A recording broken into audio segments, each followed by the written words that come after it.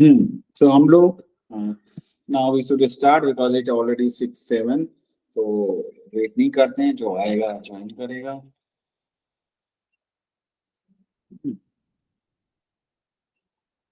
तो हमने last class में जो डिस्कस किया दैट इज प्रोबेबिलिटी सैम्पलिंग का इंट्रोडक्शन, एंड जैसे simple random, systematic random sampling, cluster sampling, stratified sampling, multi stage sampling, and then non probability sampling में convenience sampling, purposes sampling and quota sampling. ठीक, so let's start with the probability sampling. What is probability sampling? That we have discussed yesterday, so let's see. So probability sampling scheme is one in which every unit in the population has a chance of being selected in the sample, and this probability can be accurately determined. So कल बात की थी हमने कि each item in the population has equal opportunity to be selected in sample. So अब equal opportunity क्या हुआ, ये पॉपुलेशन है, पॉपुलेशन में 1000 लोग हैं सपोज, है ना, ये हमारी, इसमें से 100 हमें सिलेक्ट करने हैं, तो सबके पास सिलेक्शन का कितना चांसेस है? Equal chance. इक्वल है। और इक्वल कैसे निकालेंगे? 1 डिवाइडेड बाई 1000, मतलब 1 क्या कहते हैं, टोटल 1000, मतलब एक पर्सन के पास इतनी प्रोबेबिलिटी है 1/1000। जैसे अगर एक सिक्का हम लेते हैं जिसमें हेड और टेल है, दो साइड्स हैं, तो एक हेड या टेल आने की प्रोबेबिलिटी क्या है? 1/2। भाई 50% चांसेस है कि हेड आ सकता है, 50% चांसेस है कि टेल आ सकता है। उसी तरह से यहाँ की, तो दे हैव इक्वल अपॉर्चुनिटी। कैसे इंश्योर करते हैं वो हम बात करेंगे, है ना। तो दे हैव इक्वल अपॉर्चुनिटी। लेकिन जैसे कल हमने बात किया था कि पॉपुलेशन है और आपको डिप्रेशन के पेशेंट्स पे करना है, और आप रहते हो इस जगह पे, सपोज इस जगह का नाम मुंबई है, अब मुंबई में आप रहते हो या दिल्ली है, अब आपने यहीं के सारा डेटा इकट्ठा कर लिया हो, तो ये डेटा रहेगा आपका, तो ये आपका रैंडम नहीं हुआ, तो ये प्रोबेबिलिटी सैंपलिंग नहीं हुई। When every element in the population does have the same probability of selection, this is known as equal probability selection, EPS। क्या बोलते हैं? EPS, equal probabilities of selection। कि सिलेक्शन की इक्वल प्रोबेबिलिटी है सभी के साथ में। तो अगर बिल्कुल उसी तरीके से जैसे 1000 लोग हैं, इनके नाम लिख के एक पर्चियों में हमने एक जगह पे एक बर्तन में रख दिए, है ना, in a jar, and then we asked someone to pick any 100। तो जैसे लॉटरी में निकलते हैं वैसे, तो वैसे निकाल लिए। तो now you don't know which which item will be selected, which item will not be selected, so that is a equal opportunity with that person। ठीक है, आई समझ में बात, है ना? Yes. Such design are also referred as self-weighting because of all sample units are the same weight। यानी सबके पास chance है 1/1000 का, है ना, या 50 लोग हैं तो 1/50 का, 2 है तो 1/2 का, है ना। तो that kind of opportunity is with everyone, that is why we call it probability sampling। ये हमने डिस्कस लास्ट डे भी बताया। अब हमारा जो आ जाता है first type, simple random sampling. Simple random sampling क्या है? Applicable when population is small, जब छोटी पॉपुलेशन है, and homogeneous and readily available, और इजीली अवेलेबल है, तुरंत अवेलेबल है, तब हम सिंपल रैंडम सैम्पलिंग को कर सकते हैं। तो अब कुछ वर्ड्स हैं जिनकी मीनिंग समझना हमारे लिए जरूरी है। जैसे होमोजेनियस, पॉपुलेशन इज स्मॉल का मतलब क्या हुआ? बताओ, लक्ष्मी या प्रेरणा, कोई भी। स्मॉल जब हम कह रहे हैं तो क्या मतलब है? पॉपुलेशन इज स्मॉल, लेस है, less amount of population. Less, हाँ, तो लेस किसको बोलते हैं?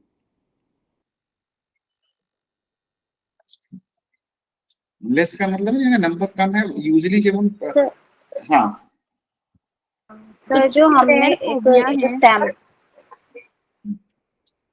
हाँ बोलो।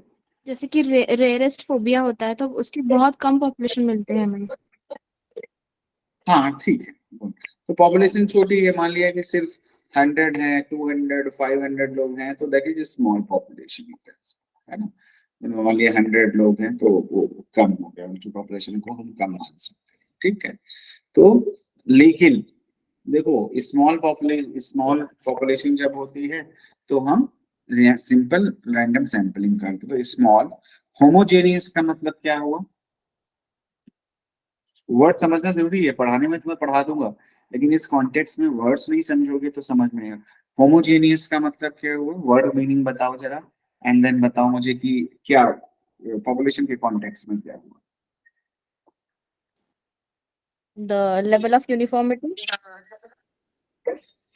यूनिफॉर्मिटी मतलब क्या हुआ, वही तो जाना है। ये तो वर्ड, वो तो समझ में आ गया, वर्ड का मीनिंग समझ, लेकिन इन कॉन्टेक्स्ट ऑफ पॉपुलेशन का मतलब इसका क्या हुआ।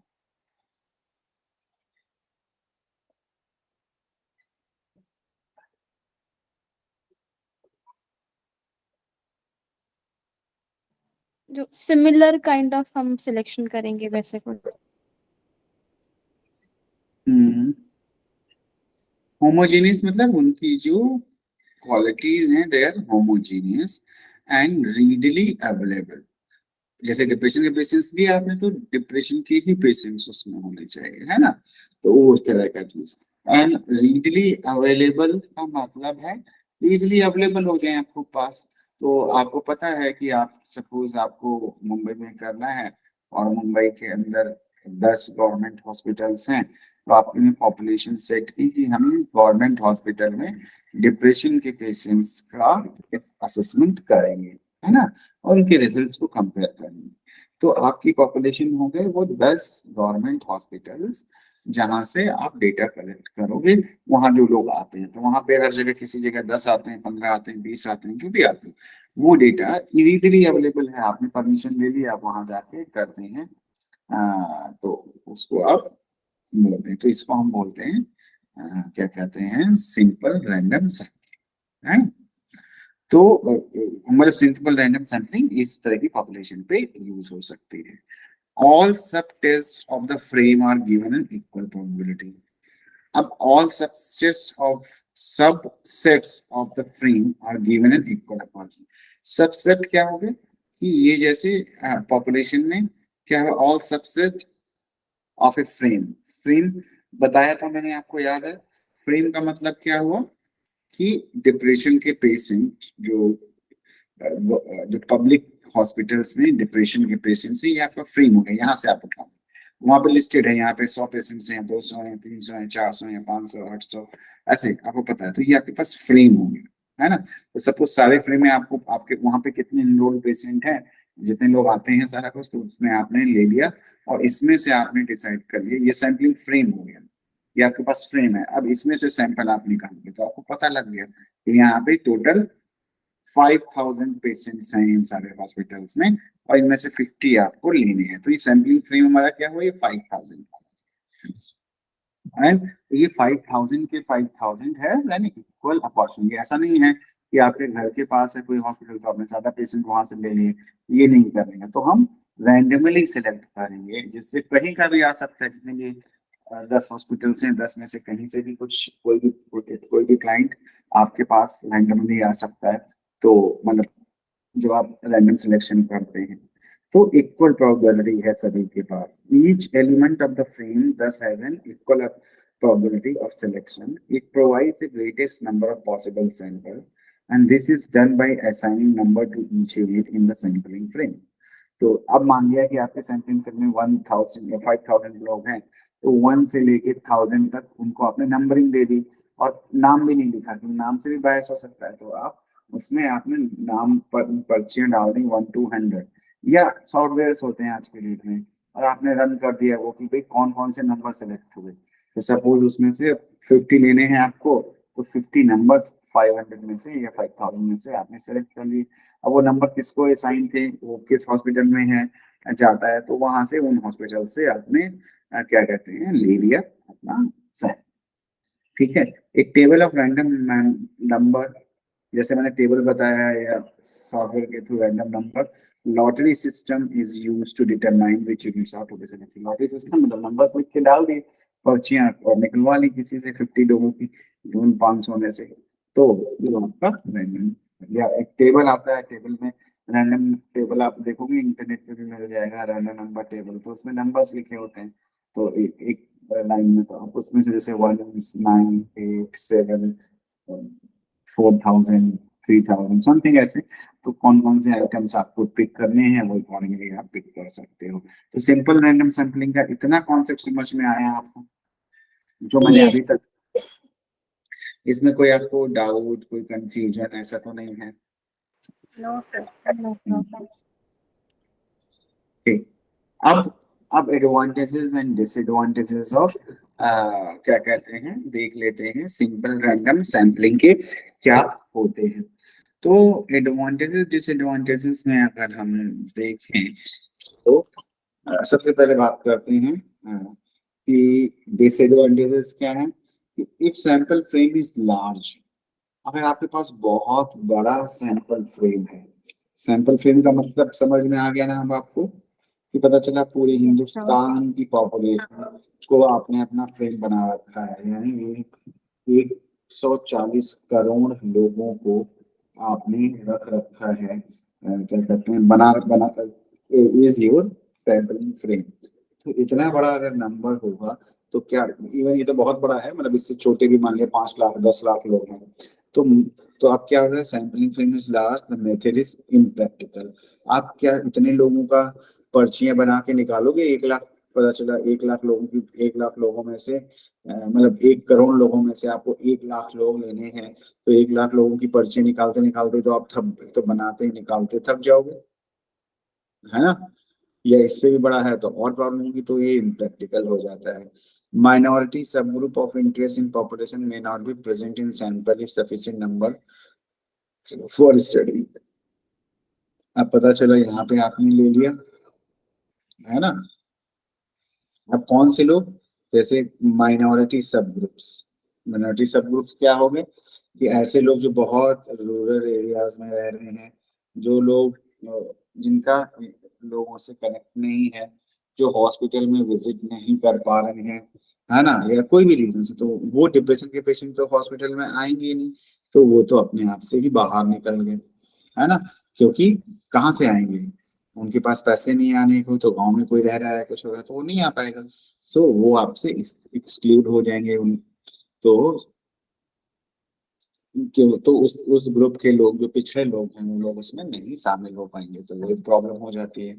क्योंकि आपने तो पर्ची निकाल ली, जो लोग आए हैं उन्हीं में से आप निकालोगे। देन आ गया रिप्लेसमेंट ऑफ सिलेक्टेड सैंपल। अब प्रॉब्लम एक ये भी आती है कि आपने, है ना, आपने क्या किया कि ले लिया 50 लोगों को, 5,000 मैंने बोला था जैसे है, 5,000 की पॉपुलेशन से 50 लोग को ले लिया, कि एक ये जो भी, जहां से भी, जो भी जिनके भी नंबर आ गए। अब क्या हुआ, उसमें से एक किसी की डेथ हो गई, या कोई शहर छोड़ के चला गया, कोई देश छोड़ के चला गया, तो क्या होगा कि जैसे ही आप, अब वो चला गया तो आपका रैंडम सैंपल तो गड़बड़ हो गया ना, दोबारा से पूरा करना पड़ेगा, वो आप कर नहीं सकते। तो उसके लिए दो चीजें होती है कि विदाउट रिप्लेसमेंट उसकी जगह किसी को रिप्लेस करना पड़ेगा, लेकिन फिर सैंपल तो कंप्रोमाइज हो गया ना आपका। तो विदाउट रिप्लेसमेंट का no element can be selected more than once in the sample. तो अब कोई भी चीज क्या कहते हैं, दोबारा से नहीं सिलेक्ट कर सकते आप। तो मान लीजिए 50 थे, 50 में से 3 निकल गए, तो अब इसमें से अगर रैंडम सैंपलिंग करोगे तो 47 बचे। 47 की प्रोबेबिलिटी क्या हो जाएगी, 1/47, तो प्रोबेबिलिटी ज्यादा हो गई इन कंपैरिजन टू जब हमने सैंपल लिया था तब से। तो अब कैसे करोगे, तो without replacement no element can be selected more than once in the sample. तो एक तो ये है कि आगे की एनालिसिस आप विदाउट 50 के 49 रह गए, कोई बात नहीं, 49 पे आप रिसर्च करोगे, सेलेक्ट नहीं करोगे। और विद रिप्लेसमेंट एन एलिमेंट में appear multiple times in one sample. तो क्या करोगे आप, जो आइटम है उसको रिपीट करोगे, या उसमें से दूसरा उसी की तरह का सैंपल का आइटम सेलेक्ट कर लोगे। तो ये दो तरीके से आप रिप्लेसमेंट कर सकते हैं, कि या तो विदाउट रिप्लेसमेंट आप उसको प्रोसेस करते हैं, या रिप्लेस करके आप उसको करेंगे, है ना? सर समझ में आई बात? विदाउट रिप्लेसमेंट मतलब हम कुछ नहीं करेंगे, बस ऐसे ही चलो, लाइक 3 लोग निकल गए तो 47 हाँ, के ऊपर ही करेंगे ऐसे। हाँ हाँ, वो फिर हम स्टेटिस्टिकली मैनेज करते हैं जो भी है ना, ओके। हम रिप्लेस नहीं करते। सर ये जो विद रिप्लेसमेंट में आगे दिया है, एन एलिमेंट में appear multiple times in one sample, हाँ, अपीयरेंस से हम उसका मल्टीपल टाइम्स लेंगे? नहीं, मल्टीपल टाइम्स का मतलब होता है कि एक से देखो सबको इक्वल चांसेस होते हैं, है ना। तो अब क्या होता है कि एक एक रिप्लेसमेंट, जैसे मैंने ये बोला कि 1 से लेके 50 तक लोग हैं, ठीक है, इसमें से एक चला गया 49 वाला ने छोड़ दिया। अब आपके पास 1 to 50 में 49 इज मिसिंग, जिस जो नंबर 49 का था। तो कई बार क्या होता है, हम क्या करते हैं कि 50 को 2 बार काउंट कर लिया हमने, 2 बार हो गया, है ना, रिप्लेस कर दिया डेटा, है ना। तो मल्टीपल टाइम हो गया कि without replacement no element can select more than once. If with replacement an element may appear multiple times in one sample, कि आपके पास रिप्लिकेट कर दिया आपने डेटा कि 50-40 वाले का डेटा क्या किया आपने, जो 50 के स्कोर्स आए थे वैसे ही स्कोर्स इसके बना दिए, या एवरेज स्कोर ले लिया कि 49 का एवरेज स्कोर 10 है तो इसको भी हमने 10 असाइन कर दिया, तो हमारा डेटा हमने कंप्लीट कर लिया 50 का, जबकि हमें हमारा डेटा एक चला गया था, है ना। तो सर हमने 50, जैसे आपने बताया कि 50 में से 49 गया, तो हमने 50 को ही 2 बार रिप्लेस कर दिया ना? हमने हाँ वो कर लिया, यूज कर लिया। जैसे ऐसे है, मानिए क्लास में 10 बच्चे हैं, उनका आपका एवरेज निकालना है, और किसी वजह से 10 बच्चों का की जगह 9 बच्चों का एवरेज निकला, एक बच्चे ने एग्जाम नहीं दिया था, है ना। तो हमने ये मान लिया कि अगर सबका एवरेज 50 आ रहा है स्कोर, तो हमने मान लिया कि जो एग्जाम देता अगर वो, तो उसका भी 50 ही आया होता, है ना। Okay sir.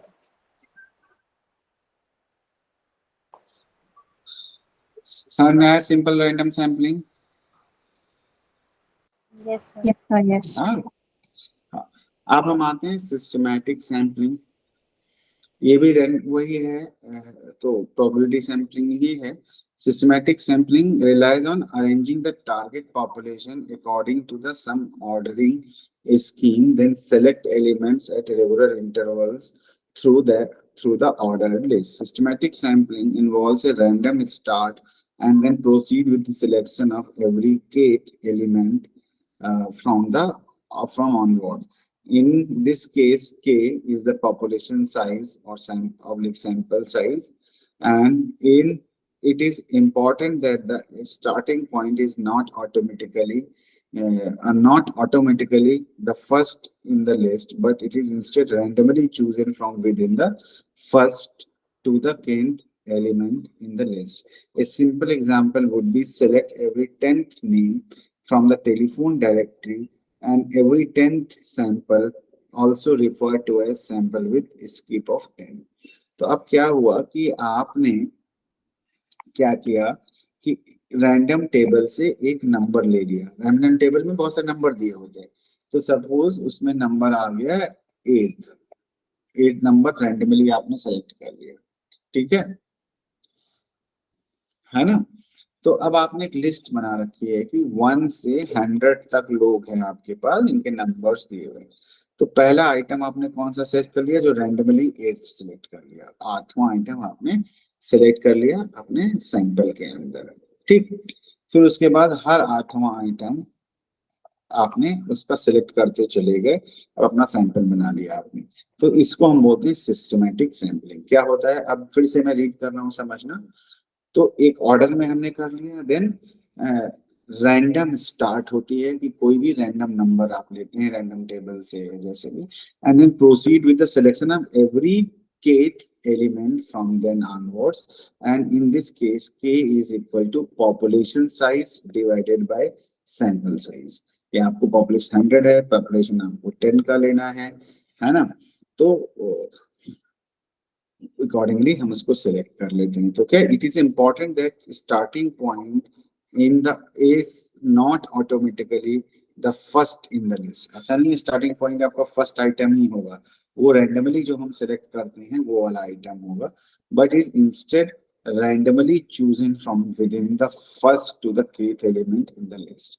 तो अब क्या हुआ कि आपका जो आइटम है, हर एक item first item randomly select किया, फिर एक इक्वल इंटरवल पे आपने सिलेक्ट करना शुरू कर दिया. तो 10th basically for an example would be selected every 10th name from the telephone directory and every 10th sample also referred to as a sampling with skip of 10. यानी हर 10वीं बार 10वां 8वां जो भी हमारा नंबर आया है उसके बाद हम इसको स्किप कर देते हैं. ठीक है, इस तरीके से हम सिस्टमैटिक सैंपलिंग को सैंपल को सेलेक्ट करते हैं. तो पहला हमेशा और आप लेते हैं जो, और ये ज्यादा बेहतर कहाँ पे होता है, यहाँ पे ऑर्डर में एक लिस्ट दी हुई है. ठीक है, तो सिस्टमैटिक सैंपलिंग के एडवांटेजेस देखते हैं. सैंपल इजी टू सेलेक्ट है क्योंकि अब उसमें आपको उतना नहीं करना है, आपके पास लिस्ट है, आप नंबर है, आपने लगा अकॉर्डिंगली चूज कर लिया. Suitable sample frame can be identified easily. कि कौन सा सैंपल फ्रेम आपको लेना है, कि इन लोगों में से, जैसे यहाँ पे बहुत सारे लोग हैं, इनमें से 2 लोगों को लेना है जैसे, तो आपने सिलेक्ट कर लिया, है ना, कि हर 2 के बाद ये, फिर 1-2 के बाद ये छोड़ के मैं सिलेक्ट कर लूंगा, तो 2 का सैंपल अपने यहाँ से सिलेक्ट कर लिया. And then suitable sample frame can be identified easily. Sample evenly spread over entire reference population. A sample evenly spread. कि अब क्या इसका फायदा क्या और हुआ कि आपके पास एक लिस्ट थी, उस पे आपने किया, तो आपने 100 डिप्रेशन के पेशेंट्स थे सपोज, सो 1 से 100 तक थे, वो अलग अलग क्लिनिक के थे, आपने ऑर्डर में लगा लिए उनको, है ना, कि ये फर्स्ट क्लिनिक का है, सेकंड का है, थर्ड का है, फोर्थ का है, फिफ्थ का. तो रैंडम लेते हो सकता है यहीं पे सारे के सारे 10 के 10 यहीं से ले लेते आप. लेकिन जब आपने ऐसे किया तो क्या हुआ, एक यहाँ का आ गया, एक यहाँ का आ गया, एक यहाँ का आ गया, एक यहाँ का आ गया, तो इक्वली पूरी पॉपुलेशन से इक्वली रिप्रेजेंटेबल सैंपल आपको मिल जाता है. तो इसी को बोलते हैं सैंपल इवनली और over spread over entire reference population. तो आपका सैंपल ज्यादा रिप्रेजेंटेटिव होगा, आपकी जनरलाइजेबिलिटी ज्यादा बेहतर होगी, है ना. This sample may be biased if hidden periodicity in population coincide with that selection. Difficult to assess precision of estimation from one survey. तो अब प्रॉब्लम क्या हो सकता है कि मान लिया कई बार हम देखते हैं कि स्कूल में क्या हुआ कि 2 सेक्शन हैं, ए और बी, दोनों में 100 स्टूडेंट्स हैं. तो यूजुअली कई बार स्कूल क्या करते हैं, अगर आपको पता होगा, कि जो ज्यादा परफॉर्मिंग स्टूडेंट्स हैं उनको एक सेक्शन ए में रख दिया, जो लेस परफॉर्मिंग है उनको सेक्शन बी में रख दिया. अब आपके पास, है ना, इस तरह की चीजें होती हैं. तब आपने क्या किया कि आपको सैंपल सेलेक्ट करना था, अब एक लाइन से जितने ए वाले हैं एक लाइन से नाम उनके लिख दिए गए, ठीक है, और दूसरे बी वाले हैं उसी लाइन में आपने दोनों से आपको सैंपल कलेक्ट करना है. तो पता चला ये ए वाले जितने भी सेक्शन वाले लोग हैं, अब मान लिया इसी से आपको करना है, तो ए मान लिया कि आपने सिर्फ ए को लिया, तो क्या हुआ, सब जितने ज्यादा बेहतर वाले लोग हैं आपके पास आ जाएंगे. या बी वाले लोगों से आपने सिर्फ सिलेक्शन किया, तो क्या हुआ, सब खराब, जो कम परफॉर्मेंस वाले लोग हैं वो आ जाएंगे, तो आपका सैंपल बायस हो जाएगा. तो कोई इसी को लिखा हुआ है कि सैंपल में be bias if hidden periodicity in population coincide with that of selection. Similarly, मान लिया कि आपने डिसाइड किया कि आपको रिसर्च करना है, रिसर्च कहाँ करना है, मुंबई, है ना, मुंबई एक अर्बन एरिया हो गया, ठीक. अब आप यहाँ से सारा सैंपल आपने सिलेक्ट कर लिया, एक लाइन से आपने बोला कि हम करेंगे, और ये मेन जो एरिया है, डेवलप्ड एरिया जो है, वहां से आपने सारा सैंपल सिलेक्ट कर लिया. तो क्या होगा, रैंडमली सिलेक्ट कर लिया, लेकिन इतने हिस्से से किया. और ये सपोज ये साउथ है, ये नॉर्थ है, नॉर्थ में लोअर इनकम वाले लोग रहते हैं, साउथ में ज्यादा इनकम वाले लोग रहते हैं. तो पता चला आपने यहाँ से सिलेक्ट कर लिया सारा सैंपल, तो और एक लाइन से, तो अब इसमें तो सारे वही हैं, तो आपका बायस हो गया, क्योंकि जो रिजल्ट है वो कितनी आए. तो difficult to assess precision of estimation. अब आप ये नहीं बता सकते कितना प्रिसाइज आपका मेथड है, कितना बेहतर रिस्पॉन्ड कर रहा है, that you won't be able to get. Any question? No sir. No sir. ठीक. अब अपना आता है स्ट्रैटिफाइड सैंपलिंग, है ना. ये सारे रैंडम सैंपलिंग के टाइप्स हैं, है ना, थोड़ा थोड़ा सा डिफरेंस है। स्ट्रैटिफाइड में क्या हुआ, where population embraces a number of distinct categories in the frame can be organized into separate strata. Each stratum is then sampled as an independent subpopulation out of which individual elements can be randomly selected. Every unit in the stratum has same chance of to be selected, and using same sampling fraction of all strata ensure proportionate representation in sample. Adequate representation of minority subgroup of interest can be ensured stratification and varying sample fraction between strata and required. अब देखो थोड़ा सा difference यहाँ पे और आ गया है ना। अब जैसे हमारे में, जैसे आपको किसी पॉपुलेशन के ऊपर स्टडी करना है ना, स्टडी क्या करना है कि सपोज हम ये करते कि हमें अपने नेशनल जो फेस्टिवल्स हैं, जैसे 2 अक्टूबर हो गया, 26 जनवरी हो गई, इनको कैसे मनाना चाहिए, है ना, ये आप जानना चाहते हैं, है ना। तो अब आपने क्या किया, आपने पॉपुलेशन ली कि आपको ये पता करना है कि ये दिल्ली के अंदर आप जानना चाहते हैं, तो ये दिल्ली तो इतनी बड़ी हो गई, ये सिंपली मैं ऐसे बता रहा हूँ कि दिल्ली का जैसे मैप है मान लिया हमने, है ना। अब इसमें क्या है, अब दिल्ली के अंदर बच्चे भी रहते हैं, चिल्ड्रन, एडल्ट में भी मेल फीमेल, है ना, या और भी कैटेगरी से ट्रांसजेंडर्स, है ना। तो ये डिफरेंट कैटेगरीज हैं इसमें, है ना। तो ये अब क्या है कि हमने क्या किया, where population embraces, देखो where population embraces a number of distinct categories in the frame can be organized into separate strata. Strata मतलब होता है कि आपने टुकड़ों में डिवाइड कर दिया। तो आपको लेना है पूरी दिल्ली से 1000 लोगों का सैंपल।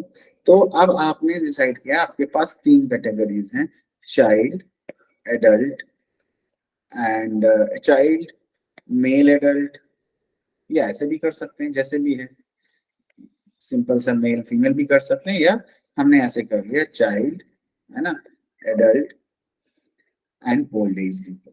ये कैसे करना चाहिए, तो अब ये 3 स्टेट्रा हो गए हमारे इस पॉपुलेशन में। क्या हो गए, स्टेट्रास 3 हैं।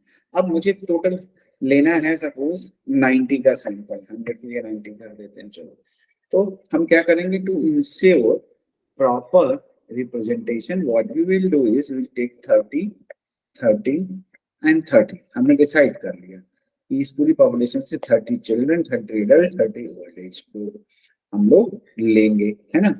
अब है ना, अब क्या होगा, each stratum is sampled as an independent subpopulation out of which individual element can be randomly selected।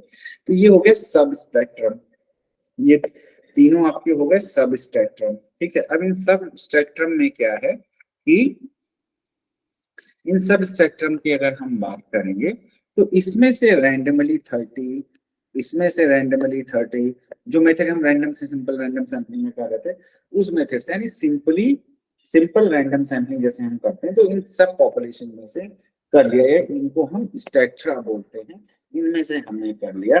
So this is what stratified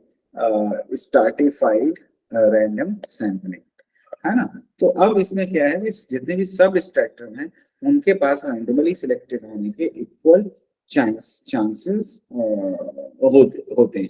और इसमें ये भी इंश्योर हो जाता है कि ऐसा ना हो कि सिर्फ बच्चे आ रहे हैं, ऐसा ना हो सिर्फ एडल्ट आ रहे हैं, ऐसा ना हो सिर्फ ओल्ड एज लोग ही हमारे सैंपल में हो। तो यहाँ पे वो बैलेंस आप अचीव कर लेते हैं। आया ये समझ में? Yes sir. Yes sir. कोई डाउट तो नहीं है? No sir. अब इसको आप पढ़ सकते हैं। स्ट्रैटिफाइड सैंपलिंग ड्रॉबैक देखो, देखा ना, मेल फीमेल सब तरह का आपने ले लिया। So the sample frame, entire population has to be prepared separately for each sub spectrum। तो ये स्पेक्ट्रम है अलग अलग, मेल फीमेल जो भी है हम पढ़ रहे थे। When examining multiple criteria, stratifying variables may be related to some but not others, further complicated complicating the design and potentiality, reducing the utility of the strata. कि अब क्या होता है कि अगर बहुत ज्यादा छोटे छोटे डिवाइड करने लगोगे आप, मेन में भी कौन पढ़ा टीचर है कौन वो है, तो फिर बड़ा मुश्किल काम हो जाता है। तो ब्रॉड लेवल पे तक तो ठीक है। A sampling frame entire population has to be prepared separately for each strata. अब इनके लिए सैम्पलिंग फ्रेम बनाना पड़ता है, कितने लोग हैं मतलब उनकी पूरी लिस्ट रैंडम सैम्पलिंग करनी है, हर एक की अलग अलग बनानी पड़ेगी आपको, एंड तो वो एक ड्रॉबैक है। In some cases a large number of strata or those with a specified minimum sample size per group. Stratified sampling can potentially require larger sample than with other method. अब क्या है, अब इसमें random अगर choose करना है तो पहले तो एक ही पॉपुलेशन थी, अब 4 सब पॉपुलेशन आपने बना ली, 5 बना ली, तो आपके पास जो डेटा है वो बहुत ज्यादा होना चाहिए अगर आपको रैंडम सैम्पलिंग यूज करनी है। बहुत छोटा नहीं कि पूरे ग्रुप में से हम सिर्फ 2 लोगों को लेंगे और आप उसको रैंडम सैम्पलिंग कर रहे हैं, ऐसा नहीं है। हम तो कहने का मतलब है डेटा की रिक्वायरमेंट, अगर हम सब स्ट्रक्चर बनाते हैं तो डेटा की रिक्वायरमेंट ऑटोमेटिकली इंक्रीज हो जाती है ना। तो इसको हम बोलते हैं स्ट्रैटिफाइड सैम्पलिंग। इसके ड्रॉबैक्स क्या होते हैं वो मैंने आपको बताया। क्वेश्चन आपका कुछ है तो आप मेरे से पूछो स्ट्रैटिफाइड सैम्पलिंग से रिलेटेड। तो हमने अभी तक क्या किया, सिंपल रैंडम सैम्पलिंग, और कौन सी की बताओ? सिंपल रैंडम, स्ट्रैटिफाइड और सिस्टमैटिक रैंडम सैम्पलिंग। तो अब मुझे बताओ तीनों में क्या डिफरेंस है, फटाफट बताओ, तो आगे चलते हैं। डिफरेंस बार बार रिपीट करते चलेंगे ना तो कॉन्सेप्ट क्लियर होते रहेंगे हमारे।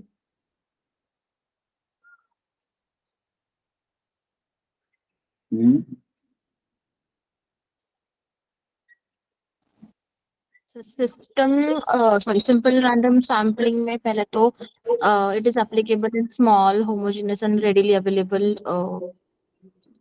एंड फ्रेम्स और सबसेट्स जो होते हैं सबको इक्वल चांस मिलता है प्रोबेबिलिटी का। फॉर एग्जांपल हम नंबरिंग करते हैं, जब हम रैंडम सिंपल रैंडम की सैम्पलिंग की बात करते हैं तो वहां पे सभी को इक्वल, पूरी पॉपुलेशन को इक्वल चांस मिलते हैं, ठीक है। एंड जब हम बात करते हैं सिस्टमैटिक की तो वहां पे भी सबको इक्वल होते हैं, लेकिन उसमें क्या होता है कि हम एक ऑर्डर बना लेते हैं। जो क्लास वाला एग्जांपल मैंने दिया था, एक ऑर्डर में हम सारे डेटा को कर लेते हैं और एवरी टेक या कोई भी मतलब nth आइटम हम उसमें से ले लेते हैं कि भाई एक रैंडमली पहला सिलेक्ट कर लिया, सपोज नंबर 5 है तो एवरी वो आइटम सिलेक्ट किया है, उसके बाद एवरी 5th आइटम हम सिलेक्ट कर लेते हैं। इसको हम बोलते हैं सिस्टमैटिक रैंडम सैम्पलिंग। उसके बाद आपकी आ जाती है कौन सा, अभी स्ट्रैटिफाइड में हम क्या करते हैं, उनको सब ग्रुप्स में डिवाइड कर लेते हैं और फिर हम रैंडमली उन सब ग्रुप से डेटा कलेक्ट कर लेते हैं, सिलेक्ट कर लेते हैं, ठीक है। यस सर, आ गया समझ में? जी सर। Yes sir. ठीक, तो अब हम अगला जो देखते हैं वो है cluster sampling. Cluster sampling is example of 2 stage sampling. अब इसमें क्या होता है, लेट्स से जैसे हमें करना है अगेन, अब मैंने जैसे दिल्ली का ऑप्शन लिया हुआ था आपका, है ना, तो दिल्ली की पॉपुलेशन पे मुझे कुछ रिसर्च करना है।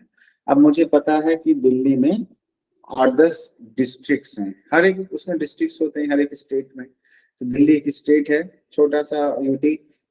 तो अब दिल्ली स्टेट में north west, north south east west central, north east south west, है ना, इस तरीके से क्या कहते हैं करीब 8-9 डिस्ट्रिक्ट्स, ठीक है। अब मैंने क्या किया कि मुझे सैंपल कलेक्ट करना है तो मैंने पूरे डिस्ट्रिक्ट्स में डिवाइड कर दिया, तो ये हमारे क्लस्टर्स हो गए। अभी डिस्ट्रिक्ट्स मेरे पास मान लिया कि 10-12 डिस्ट्रिक्ट्स हैं मेरे पास दिल्ली के अंदर, तो इन 12 के 12 डिस्ट्रिक्ट्स में से मैंने रैंडमली 4 डिस्ट्रिक्ट सेलेक्ट कर लिए क्योंकि मुझे 4 का सैंपल लेना है। तो 4 डिस्ट्रिक्ट्स मैंने रैंडम तरीके से सेलेक्ट कर लिए, ये डिस्ट्रिक्ट 4 डिस्ट्रिक्ट्स में मुझे रिसर्च करना है। अब ये 4 डिस्ट्रिक्ट्स में से मान लिया कि मुझे 100 का सैंपल कलेक्ट करना था, तो 25-25 का सैंपल हम इसमें से कलेक्ट करेंगे। अब वो सैंपल भी हम उन डिस्ट्रिक्ट्स में से रैंडमली सेलेक्ट करेंगे। तो हमने क्लस्टर्स डिवाइड कर लिए। तो क्या हुआ कि cluster sampling is example of 2 stage sampling, क्योंकि फर्स्ट स्टेज पे भी हम रैंडमली सेलेक्ट करते हैं डिस्ट्रिक्ट्स को, या कोई भी चीज हो सकती है, एनी जियोग्राफिकल एरिया और something, and in the first stage sample of areas is chosen, कहाँ से लोगे। In the second stage sample of responded within areas is selected। आ गया समझ में कि ऐसे ले लेते हैं और समझते हैं बेहतर। इंडिया है ना, इंडिया या भारत जो भी कहना चाहें, तो इंडिया के अंदर मान लिया कि 5000 डिस्ट्रिक्ट्स हैं, 28-29 तो आई थिंक वही हैं स्टेट्स हैं। तो अब 5000 आपके पास डिस्ट्रिक्ट्स हैं, इन 500 से 500 डिस्ट्रिक्ट्स आपको सेलेक्ट करने। तो ये 5000 से 500 डिस्ट्रिक्ट्स आप सेलेक्ट कर लोगे, नॉर्थ वेस्ट साउथ जहाँ पे भी आपको मिलते हैं, जो भी आपके सैंपल मिलते हैं। अब इस 5000 में 500 डिस्ट्रिक्ट्स हैं, हर एक डिस्ट्रिक्ट से आपको सैंपल खरीद लेना है। आपको सपोज 10 का सैंपल, 5000 का सैंपल लेना है, तो 10 हर एक डिस्ट्रिक्ट से 10% लेने हैं आपको। तो हर एक डिस्ट्रिक्ट से रैंडमली आप 10-10 का सैंपल कलेक्ट कर लोगे। इसको हम क्लस्टर सैंपलिंग बोलते हैं। तो in the second stage of the sample respondent within those areas is selected, उस एरिया के जो रिस्पोंडेंट होते हैं वो सिलेक्ट करते हैं। Population divided into clusters homogeneous usually based on geographical areas, जो मैंने आपको भी बताया है ना। सैम्पलिंग यूनिट्स और group rather than individual. Sampling units क्या होती हैं, ग्रुप्स होते हैं, ये हम ग्रुप लेते हैं, ये वाला डिस्ट्रिक्ट, ये डिस्ट्रिक्ट, ये district. A sample of such cluster is then selected, all units from the selected clusters और स्टडी। जो भी हमने किया उसको आप सारे के सारे जो यूनिट्स हैं उनको आप लेते हैं। तो क्लस्टर सैंपलिंग समझ में आई आपको क्या होते हैं, फिर उसके ड्रॉबैक्स की बात करें। रैंडमली ही सिलेक्ट करते हैं, प्रोसेस थोड़ा 2 स्टेज सैंपलिंग हो जाती है, इसको 2 स्टेज सैंपलिंग भी बोलते हैं। क्लियर है? Yes sir. Cluster sampling, one stage types of cluster sampling क्या है? One stage sampling, all the elements within selected cluster are included in the sample. Two stage sampling is subtest of element, subset of the element within selected cluster are randomly selected। तो one stage क्या हो गया, शुरुआत में सारे से direct आपने data collect कर लिया, दूसरे में आपने डिस्ट्रिक्ट्स को डिवाइड किया, डिस्ट्रिक्ट्स को रैंडमली सिलेक्ट किया, फिर नेक्स्ट लेवल पे रैंडमली ही आपने डेटा को सिलेक्ट किया। एडवांटेजेस क्या, cuts down the cost of preparing sample frame. Sample frame क्या होता है, सारे के सारे जो पॉपुलेशन है उनका डेटा आपके पास होना चाहिए, है ना, कि जहां से आपको लेना है, तो वो नहीं करना पड़ता है हमें, है ना। डिस्ट्रिक्ट्स में डिवाइड कर लिया काम को, ठीक है। एंड देन तो अब डिस्ट्रिक्ट्स में कितने नंबर होंगे वो आपको इजीली गवर्नमेंट से मिल जाती है। This can be reduce to travel and other administrative cost. अब रैंडम सैंपलिंग पता चला आपने रैंडमली सारा सेलेक्ट कर लिया एक ही बार में, तो पता चला एक आपका डेटा कर्नाटका में है, एक पर्सन आपका कन्याकुमारी में है, एक कहीं और है, ऐसे हो रहे। तो अब क्या हो रहा है, आपको भावना बहुत पड़ रहा है। तो अब जब आपने 8 डिस्ट्रिक्ट कर 8 मान लिया उसमें से, या 10 डिस्ट्रिक्ट सेलेक्ट किए, या जो भी डिस्ट्रिक्ट सेलेक्ट किए, तो अब आपको पता है कि इन 5, 8, 10 डिस्ट्रिक्ट में ही मुझे डेटा कलेक्ट करना है। तो आपकी कॉस्ट भी कम हो जाती है, ट्रेवल टाइम कम हो जाता है। तो ये इसके फायदे होते हैं। This sampling error is higher from simple random sampling in same size are often used to evaluate like vaccination coverage, है ना। evaluate vaccination coverage कि भाई अगर ये गवर्नमेंट बोलती ना कि इतने लोगों को हमने वैक्सीन लगवा ली, तो इस तरह की सैम्पलिंग के थ्रू सबसे पूछे जाएंगे तो पूरी वो हो जाएगी ना, जैसे सेंसस होता है वैसे हो जाएगा। लेकिन अगर आप कुछ एक डिस्ट्रिक्ट सेलेक्ट करके देख लें कितने % वहां पे वैक्सीनेशन हुआ है, तो बाकी का आपको पता लग जाएगा कि ऑलमोस्ट इतना हुआ है। तो उन सारी चीजों के लिए यूज होता है। तो होप आपको ये क्लियर हुआ होगा, है ना, आया, समझ में आया? Yes sir, yes. Cluster sampling का मतलब क्या होता है, क्योंकि बुक में पढ़ोगे तो बहुत ज्यादा लिखा होगा, यहाँ पे सिर्फ और सिर्फ मैं कॉन्सेप्ट समझा रहा हूँ, जिससे आप कहीं से भी पढ़ो तो समझ में आ जाएगा। तो अब लास्ट वीक चीज और हम देख लेते हैं, है ना। मल्टी स्टेज हम बाद में करेंगे। क्या होता है difference between strata and cluster. All the strata and cluster are both non-overlapping subsets of population. They differ in several ways. All strata representing the sample, but only a subset of clusters are in the sample. है ना? अब all strata are represented in the sample. Strata में क्या है कि आपने divide किया था कि जैसे मेल, फीमेल, चाइल्ड वाला एग्जांपल दिया था, तो ये सारे के सारे सैंपल में प्रेजेंट होंगे, है ना? लेकिन सारे क्लस्टर से क्या लिखा, but only a subset of cluster are in sample.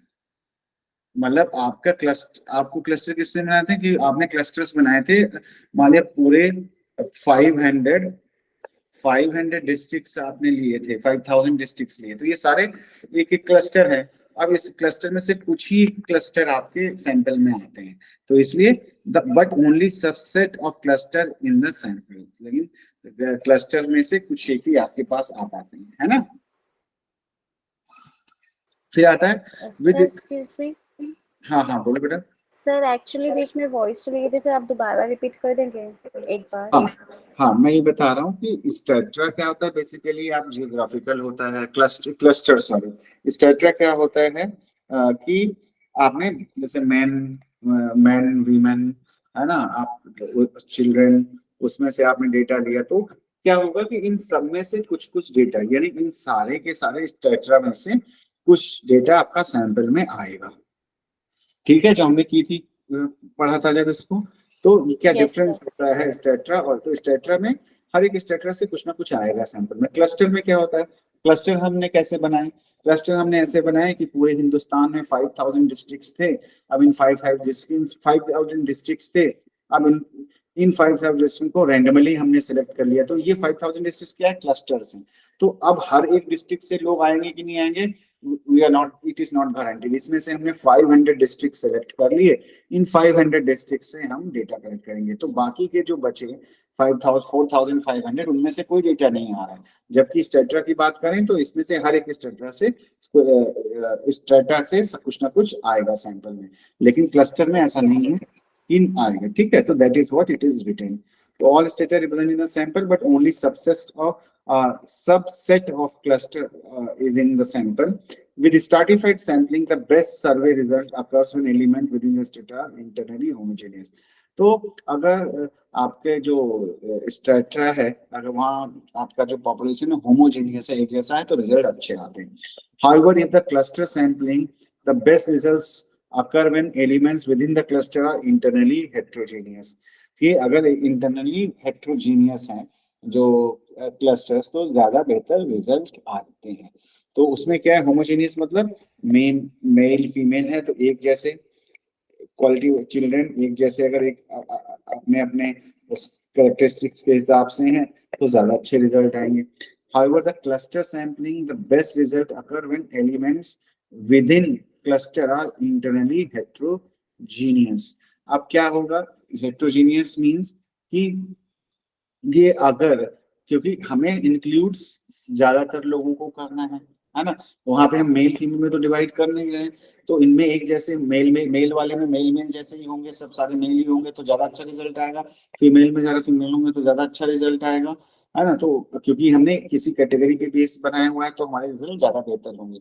लेकिन इस स्ट्रैटा में क्या है, हमने जियोग्राफिकल लोकेशन ली हुई है ना। जियोग्राफिकल लोकेशन में क्या है कि सपोज हमने लिया, ये डिस्ट्रिक्ट है एक जो दिल्ली का है, एक दिल्ली यानी कि दिल्ली वेस्ट हो गया, तो इसका रिजल्ट तभी, और एक ले लिया दिल्ली का ईस्ट, एक ले लिया दिल्ली का साउथ, है ना, साउथ ईस्ट वेस्ट ऐसे लेंगे, तो इसके रिजल्ट ज्यादा बढ़िया तब होंगे जब ये हेट्रोजीनियस होगा। हेट्रोजीनियस का मतलब क्या हो कि साउथ में जितनी तरह के लोग रहते हैं, male female, higher socio economic status, lower socio economic status, वो सारे के सारे अगर रिप्रेजेंट कर पाता है ये, तो रिजल्ट ज्यादा बेहतर होंगे, ज्यादा रिप्रेजेंटेटिव, क्योंकि उस एरिया में तो बहुत सब तरह के लोग रहते हैं। यहाँ पे एक तरह के हमने स्ट्रैटा लिया हुआ है, तो यहाँ पे होमोजेनिटी अगर अच्छी है तो रिजल्ट अच्छा आएगा। यहाँ पे अगर हमारा हेट्रोजीनियस है हमारा क्लस्टर, की उसमें सब तरह के लोग आ रहे हैं, यानी भिन्न भिन्न प्रकार के अलग अलग लोग, तरह के लोग आ रहे हैं, तो हमारा रिजल्ट ज्यादा अच्छा होने के चांसेस हैं। ठीक है, समझ में आ गई बात? Yes sir. है ना, कोई डाउट तो नहीं है? तो डिफरेंस हो गया। अब हम मल्टी स्टेज सैंपलिंग कल करेंगे। प्रेरणा, लक्ष्मी कल क्लास में आना है, कोई दिक्कत तो नहीं? नहीं नो नहीं नहीं सर। सर। हाँ ठीक है। एक्चुअली हाँ कल गणपति है। हाँ इसे महाराष्ट्र में सब छुट्टी होती है। अच्छा अच्छा, ओके। यहाँ पे लोग नहीं मनाते हैं उतना, इसीलिए मैंने पूछा, आप ही से पूछा प्रेरणा, इसीलिए मैंने आपसे पूछा। नहीं नहीं नहीं नहीं, हमारे घर में नहीं होता सर, हमें कर लेंगे, चलेगा। हाँ तो इसीलिए मैंने पूछा कि करना है कि नहीं, क्योंकि उधर पर शायद बहुत शोर होगा थोड़ा, तो आई मैनेज थोड़ा बहुत अंदर रूम में जाके। कोई बात नहीं, क्योंकि रीजन भी क्योंकि वहाँ पे वेस्टेड हॉलीडे बहुत होता बड़ा फेस्टिवल है। हाँ है। चलो ठीक है, चलिए ठीक है, कल मिलते हैं फिर हमारे। हाँ okay yes sir, sir, thank thank you you. Sir. Okay bye. Good night. Bye.